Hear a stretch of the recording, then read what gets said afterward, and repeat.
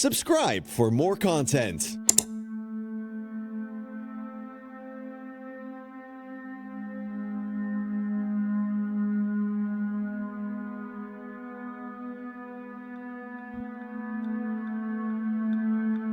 नमस्कार दोस्तों, कुछ ऐसे राज होते हैं जो हमेशा हमेशा के लिए रहस्य बने रहते हैं, जिसके बारे में कोई जान नहीं पाता या जानबूझकर जानना नहीं चाहता, भुलाना चाहता हो। ऐसे ही एक राज की कहानी जो सदियों से एक रहस्य थी, आज मैं आपको बताने जा रहा हूँ। उम्मीद करता हूँ कि आपको ज़्यादा डर न लगे और आप रात को अकेले बिल्कुल भी ना सो सके।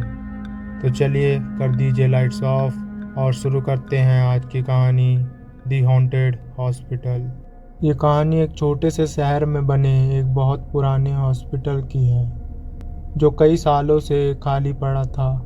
उस हॉस्पिटल में अब किसी का भी इलाज नहीं होता था। उस छोटे से शहर के लोग अपना इलाज करवाने के लिए दूसरे शहर जाया करते थे। उन्हें दूसरे शहर के हॉस्पिटल तक पहुंचने में बहुत टाइम लग जाता था, जिसकी वजह से उस शहर के कई लोग अपनी जान गंवा बैठे थे। इसलिए उस शहर को छोड़कर अब लोग धीरे धीरे वहां से जाने लगे थे। उसी शहर का एक लड़का जिसका नाम राहुल था, 3 साल पहले उसकी माँ सीढ़ियों से गिर के बहुत ज़्यादा जख्मी हो गई थी। उसकी माँ को तुरंत इलाज की ज़रूरत थी। राहुल की माँ को जब दूसरे शहर के हॉस्पिटल ले जाया गया, तब तक उसकी माँ मर चुकी थी। डॉक्टर ने राहुल से कहा, अगर आप कुछ घंटे पहले आते तो शायद आपकी माँ बच सकती थी। यह बात सुनकर राहुल पूरी तरह टूट गया, क्योंकि राहुल का उसकी माँ के अलावा इस दुनिया में और कोई भी नहीं था। उसकी माँ ने उसे अकेले ही पाला था। राहुल का पिता राहुल के पैदा होने से पहले ही एक बीमारी की वजह से मर गया था। उसके पिता को भी हॉस्पिटल पहुंचाने में देर हो गई थी। अब राहुल के जीवन का एक ही लक्ष्य था कि उसके शहर के पुराने हॉस्पिटल की मरम्मत करवा के उस हॉस्पिटल को फिर से उनके शहर के लोगों के लिए खोला जाए, ताकि अब किसी की भी जान समय से हॉस्पिटल ना पहुंचने से कभी ना हो। इसके लिए राहुल शहर के लोगों को इकट्ठा कर मंत्री के घर पहुंचता है। हॉस्पिटल को दोबारा से चालू करवाने की बात मंत्री से करता है।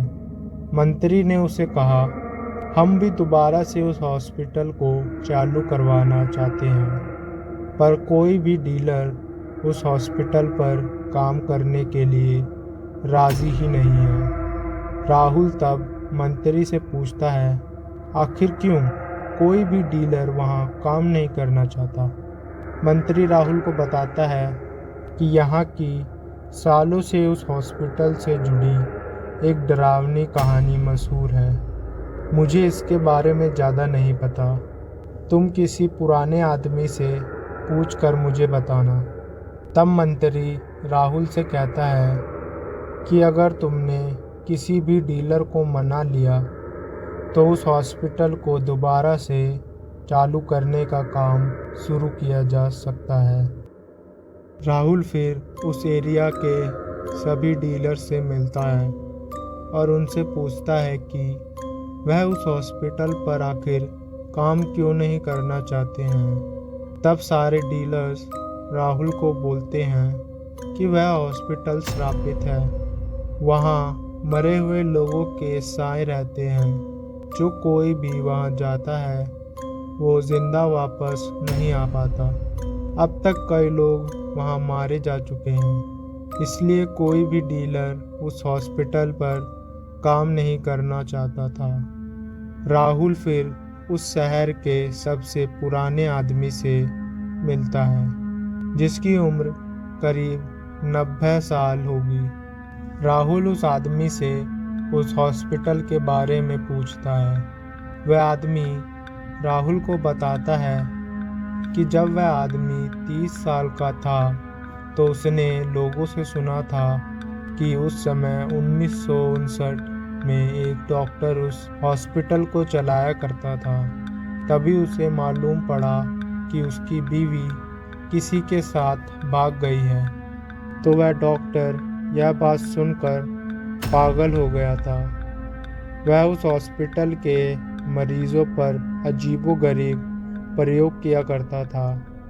उन मरीजों की चीखें रोज़ रात को सुनाई देती थी। जैसे यह बात धीरे धीरे सबको पता चलने लगी तो उस डॉक्टर ने खुद को जलाकर आत्महत्या कर ली। बस तभी से उस हॉस्पिटल के डॉक्टर्स और नर्सेस के साथ साथ वहाँ के मरीजों को उस पागल डॉक्टर की आत्मा दिखाई देने लगी। फिर उस हॉस्पिटल में काम करने वाले कुछ डॉक्टर्स और नर्सेस के साथ साथ कुछ मरीजों की एक एक करके रहस्यमय तरीके से मौत होने लगी। फिर और कोई भी डॉक्टर या नर्स अब उस हॉस्पिटल में काम करने से डरने लगा।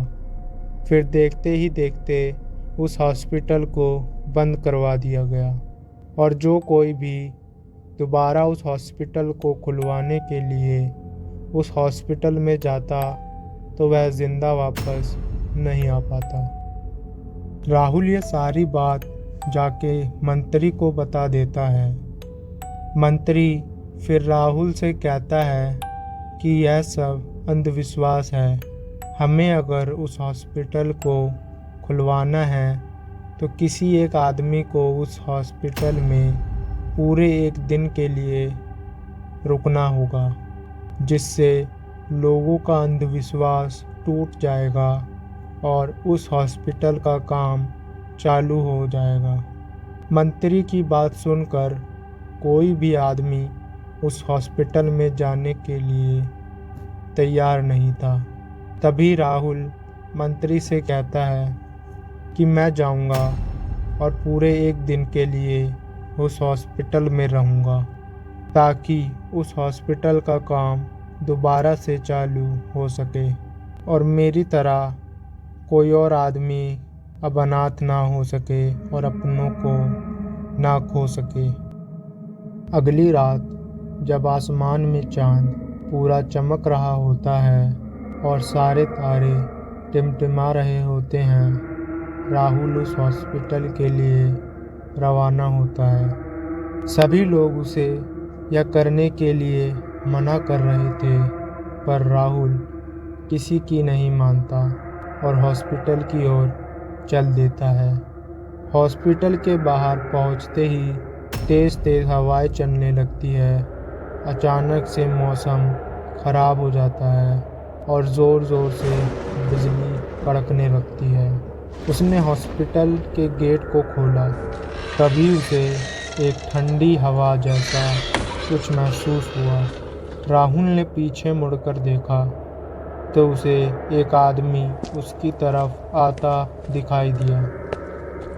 राहुल को उस आदमी का चेहरा आंधी की वजह से दिखाई नहीं दे रहा था। वह आदमी राहुल के पास आकर बोला, हेलो, मेरा नाम रोहित है और मैं पास ही के इलाके से आया हूँ।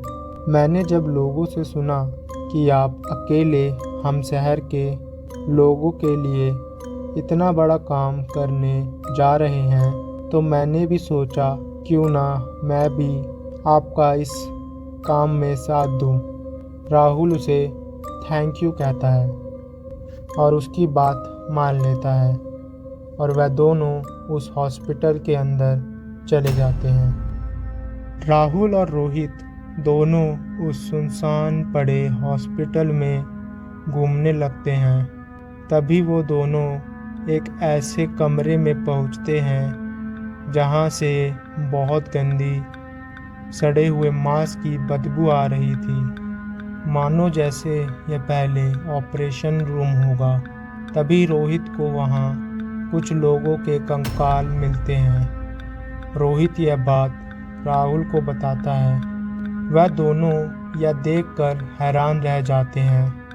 तभी रोहित राहुल से कहता है, शायद शहर वाले सही कह रहे थे। यहाँ का डॉक्टर सही में लोगों पे अजीबोगरीब प्रयोग किया करता था। तभी वह दोनों दूसरे कमरे में जाते हैं जहाँ कई सारी फाइल्स रखी हुई थी। राहुल को 2 फाइल्स के बीच में एक फाइल मिलती है जो बिल्कुल भी गंदी नहीं थी, जबकि वहाँ रखी सभी फाइल्स पे धूल जमी हुई थी। तो राहुल उस फाइल को अपने पास रख लेता है। थोड़ी देर और हॉस्पिटल में घूमने पर उन्हें एक कमरा मिलता है जहाँ वह रात बिताने के लिए अपना सारा सामान रख लेते हैं और खाना बनाने की तैयारी कर ही रहे होते हैं। तभी उन्हें बाजू वाले कमरे से किसी चीज़ के गिरने की आवाज़ सुनाई देती है। उन्हें लगता है कि शायद कोई चूहा होगा। तभी फिर से एक आवाज़ सुनाई देती है। अब की बार यह आवाज़ कांच टूटने की थी। राहुल और रोहित उस कमरे की ओर जाने लगते हैं। उस कमरे में पहुंचते ही उन्हें कई सारे ऑपरेशन के औजार दिखते हैं जिन पे खून के निशान लगे हुए थे। तभी उन्हें एक आदमी की आवाज़ सुनाई देती है जो बहुत ही डरावनी आवाज़ में बोल रहा होता है। किसने मेरी नींद खराब की? मैं उसे नहीं छोड़ूंगा, नहीं छोड़ूंगा मैं उसे। किसने की मेरी नींद खराब? यहाँ तो तुम जिंदा आ गए हो, लेकिन वापस जिंदा नहीं जा पाओगे, नहीं जा पाओगे। यह कहकर वह आदमी जोर जोर से चिल्लाने लगता है। यह सब सुनकर राहुल और रोहित वहाँ से भागने लगते हैं और भागते भागते वह दोनों अपने कमरे में वापस आकर दरवाज़ा बंद कर देते हैं। तभी रोहित राहुल से पूछता है, तुम्हें क्या लगता है वो आदमी कौन था? राहुल कहता है, पता नहीं, होगा कोई पागल। यह कहकर राहुल उस फाइल को पढ़ने लगता है जो उसे फाइल वाले कमरे में मिली थी। वो फाइल और किसी की नहीं बल्कि उस डॉक्टर की ही थी जो कभी यहाँ काम किया करता था। उसमें डॉक्टर के बारे में लिखा हुआ था। यह फाइल डॉक्टर प्रजापति की है। डॉक्टर प्रजापति अपना मानसिक संतुलन खो चुके हैं क्योंकि उनकी पत्नी उन्हें छोड़कर चली गई थी। इस फाइल में उस डॉक्टर की बीवी की एक तस्वीर भी है। डॉक्टर ये फाइल रोज़ देखते हैं। अगर कोई भी इस फाइल को पढ़ ले और यह बात डॉक्टर को पता चल जाए तो वह उस इंसान को ज़िंदा नहीं छोड़ते। अगर आपने यह फाइल पढ़ ली है तो आप मरने वाले हैं। तभी अचानक से राहुल और रोहित को वही चिल्लाने की आवाज़ सुनाई देती है। कौन ले गया मेरी बेशकीमती फाइल? मैं उसे जिंदा नहीं छोड़ूंगा, नहीं छोड़ूंगा मैं उसे। अच्छा, तो वो तुम थे। अब तुम्हें मुझसे कोई नहीं बचा सकता, कोई नहीं बचा सकता। तभी कोई आदमी कमरे के गेट को ज़ोर ज़ोर से पीटने लगता है। राहुल और रोहित दूसरे रास्ते से कमरे से बाहर निकल जाते हैं और बाहर की ओर भागने लगते हैं। हॉस्पिटल के गेट पे वह जैसे ही पहुंचते हैं तो हॉस्पिटल का गेट अपने आप बंद हो जाता है और ज़ोर ज़ोर से ठंडी हवाएं चलने लगती है। तभी राहुल को एक आदमी दिखाई देता है जो लंगड़ा के चल रहा था और अजीब तरीके से हंस रहा था। उसने डॉक्टर वाला कोट पहना हुआ था जो खून से लथपथ था। उसका पूरा शरीर खून से भरा हुआ था। राहुल समझ जाता है कि वो और कोई नहीं बल्कि डॉक्टर प्रजापति की ही आत्मा है।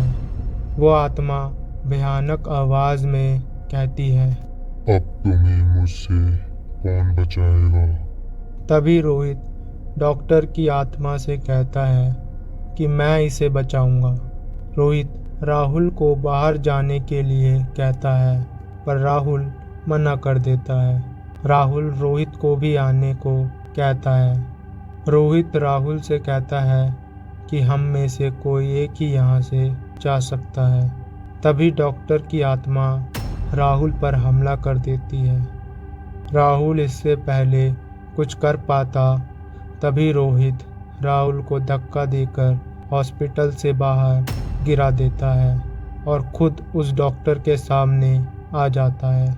यह देखकर राहुल रोहित की मदद करने के लिए जाता है, तभी रोहित उसे मना कर देता है और राहुल की आंखों के सामने अपना रूप बदल लेता है और एक औरत का रूप ले लेता है।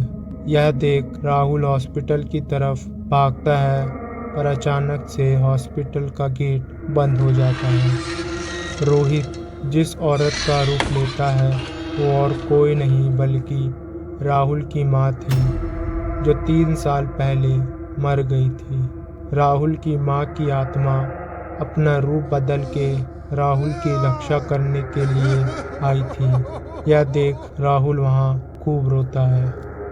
कुछ हफ्तों बाद उस हॉस्पिटल का काम दोबारा से चालू हो जाता है और कुछ महीनों बाद ही वह हॉस्पिटल फिर से चालू हो जाता है। कुछ दिनों बाद जब राहुल रात को अपने कमरे में बैठा हुआ था तो उसके सामने उसी डॉक्टर की फाइल रखी हुई थी, जिसे राहुल जला देता है। तो बस दोस्तों, यही था इस कहानी का राज। तो कैसी लगी आपको यह वीडियो, हमें कमेंट्स में ज़रूर बताएं। और हाँ, अगर आपकी रात की नींद उड़ चुकी है तो इस वीडियो को शेयर करें अपने दोस्तों के साथ, ताकि उनकी भी नींद उड़े। अगर आपको यह वीडियो अच्छी लगी तो इसे लाइक करें और ऐसे ही और डरावनी और रातों की नींद उड़ा देने वाली कहानियों के लिए हमारे चैनल को सब्सक्राइब करें और बेल आइकन दबाएं। तब तक के लिए आप हमारे बाकी के वीडियोस चेक कर सकते हैं। तो मिलते हैं अगली वीडियो में, तब तक के लिए धन्यवाद और बी सेफ।